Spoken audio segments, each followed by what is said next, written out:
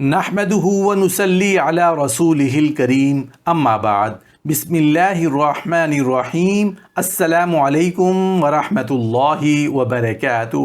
نبی کریم صلی اللہ علیہ وآلہ وسلم کی ولادت مبارک، نبی کریم صلی اللہ علیہ وآلہ وسلم کا بچپن، سیرت نبوی صلی اللہ علیہ وآلہ وسلم۔ محترم ناظرین، نبی کریم صلی اللہ علیہ وآلہ وسلم کے والدین کی آپ صلی اللہ علیہ وآلہ وسلم کے علاوہ کوئی اور اولاد نہیں تھی، یعنی نبی کریم صلی اللہ علیہ وآلہ وسلم کا سگا بہن بھائی کوئی نہیں تھا۔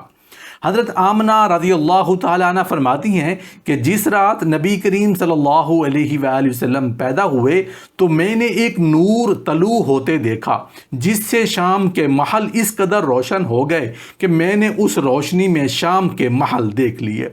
حضرت آمنہ رضی اللہ تعالی عنہ اپنے لخت جگر کو تعریف کے قابل دیکھنا چاہتی تھیں، اس لیے نو مولود کا نام احمد صلی اللہ علیہ وآلہ وسلم رکھا۔ محترم ناظرین، نبی کریم صلی اللہ علیہ وآلہ وسلم ثویبہ کی آزادی کا سبب کیسے بنے؟ نبی کریم صلی اللہ علیہ وآلہ وسلم کی ولادت کی خبر لے کر حضرت ثویبہ رضی اللہ تعالی عنہ بھاگی اپنے مالک ابو لہب کے پاس پہنچی۔ ابو لہب نبی کریم صلی اللہ علیہ وآلہ وسلم کا چچا بھی تھا۔ ثویبہ رضی اللہ تعالی عنہ نے اسے فرمایا کہ تمہارے بھائی عبداللہ رضی اللہ تعالی عنہ کے گھر بیٹا پیدا ہوا ہے۔ ابو لہب بھتیجے کی پیدائش کی خبر سن کر خوش ہو گیا اور اپنی لونڈی حضرت ثویبہ رضی اللہ تعالی عنہ کو آزاد کر دیا۔ اس طرح نبی کریم صلی اللہ علیہ وآلہ وسلم نے اس دنیا میں تشریف لاتے ہی سب سے پہلے عورتوں کو آزادی کی نوید سنائی۔ بعد میں نبی کریم صلی اللہ علیہ وآلہ وسلم کی تعلیمات کی وجہ سے ہر قسم کی طاغوتی طاقتوں کے ہر قسم کے بندھنوں سے عورتوں کو آزادی ملی۔ ابو لہب نے ثویبہ رضی اللہ تعالی عنہ کو آزاد کرنے کے بعد انہیں حکم دیا کہ وہ نبی کریم صلی اللہ علیہ وآلہ وسلم کو دودھ پلائیں۔ یوں حضرت ثویبہ رضی اللہ تعالی عنہ کو نبی کریم صلی اللہ علیہ وآلہ وسلم کی رضائی ماں بننے کا شرف حاصل ہوا۔ پہلی داعیہ تو حضرت ثویبہ رضی اللہ تعالی عنہ ہی ہیں، مگر نبی کریم صلی اللہ علیہ وآلہ وسلم نے سب سے پہلے والدہ ماجدہ حضرت آمنہ رضی اللہ تعالی عنہ کا دودھ پیا، اور پھر جب تک حضرت حلیمہ رضی اللہ تعالی عنہ نہیں آئیں یہ خدمت حضرت ثویبہ رضی اللہ تعالی عنہ کے حصہ میں لکھی گئی۔ نبی کریم صلی اللہ علیہ وسلم کو رضاعت میں لینے کے بعد حضرت حلیمہ رضی اللہ تعالی عنہ کے لیے برکات کے دروازے کیسے کھلے؟ محترم ناظرین، حضرت حلیمہ رضی اللہ تعالی عنہ فرماتی ہیں کہ جس سال نبی کریم صلی اللہ علیہ وآلہ وسلم پیدا ہوئے ہم لوگوں کو قحط سالی کی بڑی تکلیف تھی، فاقوں کے مارے مجھ کو غش آ جاتا تھا۔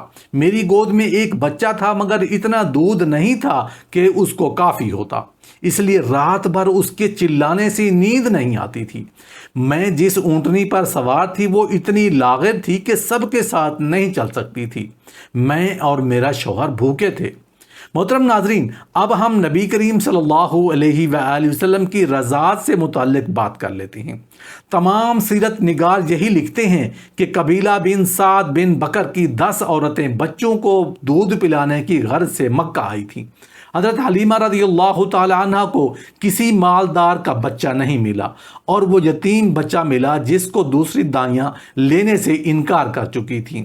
اس سے پہلے خود حضرت حلیمہ رضی اللہ تعالی عنہ بھی اس بچے کو لینے سے انکار کر چکی تھیں، مگر اب خالی ہاتھ نہ جانے کے خیال سے اس یتیم کو قبول کر لیا۔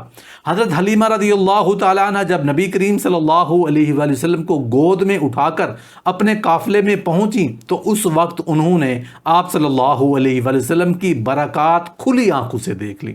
انہوں نے اپنی ہر چیز میں نیا رنگ نظر آ رہا تھا۔ ان کو دودھ میں، جانوروں میں، رزق میں، غرض ہر چیز میں برکت محسوس ہوئی۔ ان کی ساتھی عورتوں نے کہنا شروع کر دیا کہ حلیمہ تمہیں بہت مبارک بچہ ملا ہے۔ ان کو حضرت حلیمہ رضی اللہ تعالیٰ عنہ سے حسد بھی ہونے لگا۔ حضرت حلیمہ رضی اللہ تعالیٰ عنہ کہتی ہیں کہ نبی کریم صلی اللہ علیہ وسلم کو لینے کے بعد دوسرے دن میرے شوہر نے کہا، اے حلیمہ رضی اللہ تعالیٰ عنہ، بخدا ہمیں مبارک بچہ ملا ہے، کیا تو نے محسوس نہیں کیا کہ آج کی رات سے ہم نے اس بچے کو لیا ہے اور کتنے آرام اور برکت سے یہ رات گزری ہے۔ چنانچہ اسی طرح برکت میں اضافہ ہوتا گیا۔ حضرت حلیمہ رضی اللہ تعالیٰ نے فرمایا کہ جب مکہ مکرمہ سے اپنے علاقے کی طرف جانے کے لیے میں نے حضرت آمنہ رضی اللہ تعالیٰ عنہ سے اجازت لی اور نبی کریم صلی اللہ علیہ وآلہ وسلم کو گود میں اٹھا کر اپنی سواری پر چڑھی تو اپنی ساتھی عورتوں سے آگے نکل گئی۔ میری ہمراہی عورتیں تعجب سے کہنے لگیں، حلیمہ ذرا آہستہ چلو اور یہ بتاؤ کہ یہ وہی سواری ہے جس پر تم آئی تھی؟ میں نے کہا ہاں وہی ہے۔ یہ سن کر ان عورتوں کو بڑا تعجب ہوا۔ اس کے بعد اپنے گھر جاتے ہوئے ہم جس جگہ پر بھی قیام کرتے وہ سرسبز و شاداب ہو جاتی تھی۔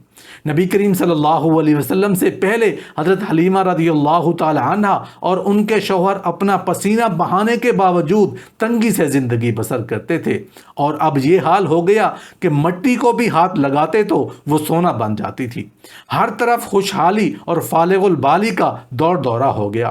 حضرت حلیمہ رضی اللہ تعالیٰ عنہ فرماتی ہیں کہ میری بکریاں دودھ سے بھری ہوئی آتی دیکھ کر میری قوم کے لوگ اپنے چرواہوں سے کہا کرتے، ارے تم بھی وہیں چراؤ جہاں حلیمہ رضی اللہ تعالیٰ عنہ کے جانور چرتے ہیں۔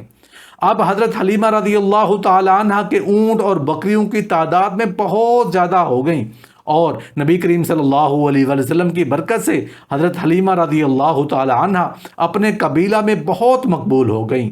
حضرت حلیمہ رضی اللہ تعالی عنہ نبی کریم صلی اللہ علیہ وآلہ وسلم کی حیثیت کو ہمیشہ پہچانتی تھی۔ حضرت حلیمہ رضی اللہ تعالی عنہ کی لوری۔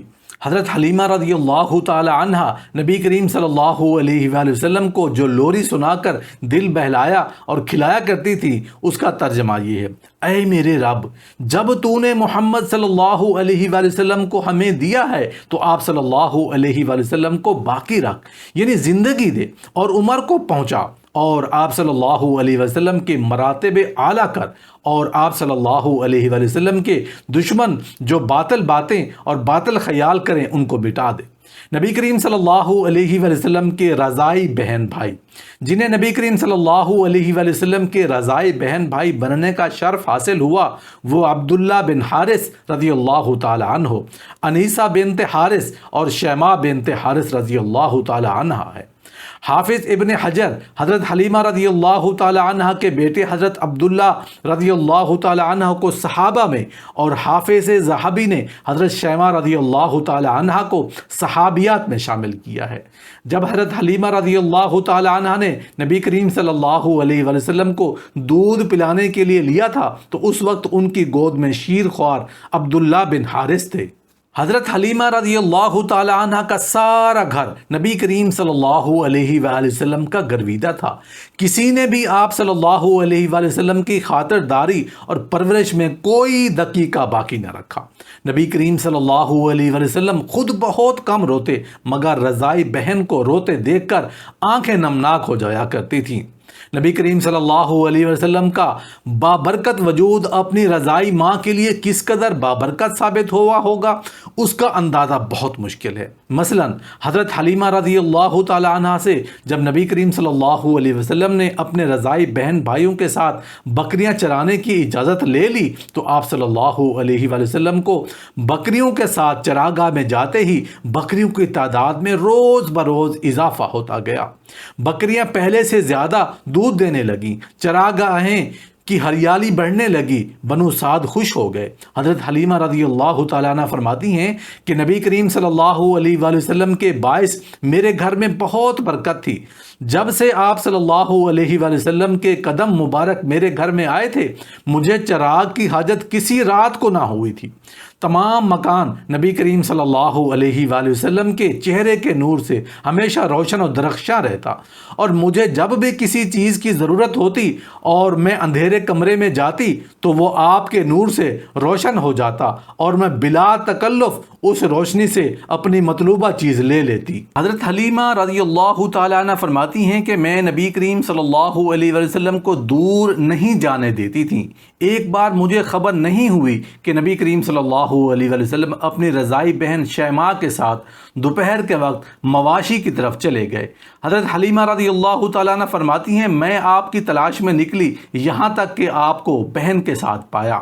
میں نے شیماء کو کہا کہ اس گرمی میں ان کو ساتھ کیوں لائی ہو؟ بہن نے کہا کہ اماں میرے بھائی کو گرمی محسوس تک نہیں ہوئی، میں نے ایک بادل کا ٹکڑا دیکھا جو آپ پر سایہ کیے ہوئے تھا، جب آپ ٹھہر جاتے وہ بھی ٹھہر جاتا اور جب آپ چلتے تو وہ بھی چلنے لگ جاتا۔